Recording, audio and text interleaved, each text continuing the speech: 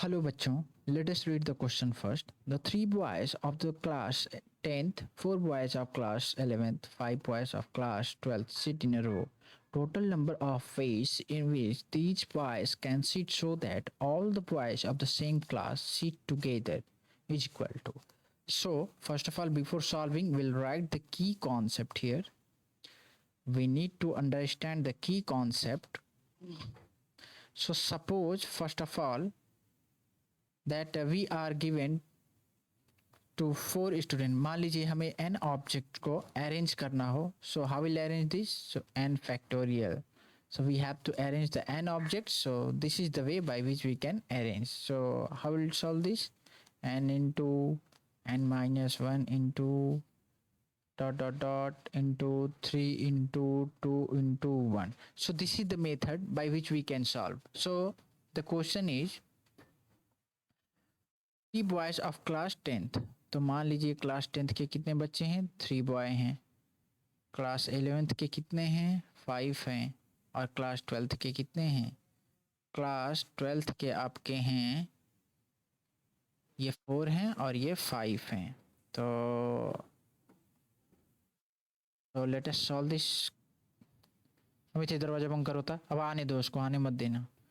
बंद कर दो. 2 मिनट चैन से पता नहीं. हाँ आ रही है बार बार.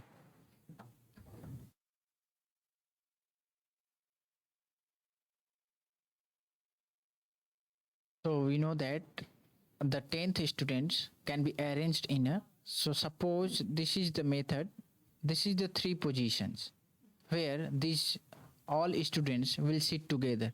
क्वेश्चन में दिया हुआ है कि क्लास 10th 11th और 12th के सारे स्टूडेंट को एक ही साथ बैठेंगे. तो मान लीजिए कि ये 3 पोजीशन है, तो इन 3 पोजीशंस पे इनको बैठाना होगा. तो सबसे पहले मान लेते हैं 3 फैक्टोरियल से इनको बैठा देते हैं. ये 3 फैक्टोरियल से कर सकते हैं, इनको 4 फैक्टोरियल से अरेंज कर सकते हैं और इनको 5 फैक्टोरियल से अरेंज कर सकते हैं. बट अब रहा सवाल कि इन तीनों लोगों के एक ग्रुप हुए. मान लो ये ग्रुपिंग हो गई, 3 लोगों की एक ग्रुप हो गई, ये 4 लोगों की एक ग्रुप हो गई, ये 5 लोगों की ग्रुप हो गई. अब इनके ग्रुप को 3 जगहों पे बैठाया जाए ऐसा कि यह सारे लोग एक साथ बैठें, तो एक ग्रुप हो गए. तो अब ये 3 फैक्टोरियल से एक साथ बैठेंगे. 3 into it will be 2 into 1. So what we can say here? So 3 factorial into 4 factorial into 5 factorial. और इन तीनों लोगों को, इनके तीनों ग्रुप को अरेंज करना पड़ेगा कितने फैक्टोरियल से? 3 फैक्टोरियल से अरेंज कर सकते हैं हम. ठीक है, क्योंकि 3 into 2 into 1 को क्या लिख सकते हैं? 3 फैक्टोरियल. तो क्या हो जाएगा हमारे पास? So we'll have the 3 factorial square 4 factorial into 5 factorial. So this is the final answer. So what we can say here, the option A is right answer. So hope you understood it well. Best of luck.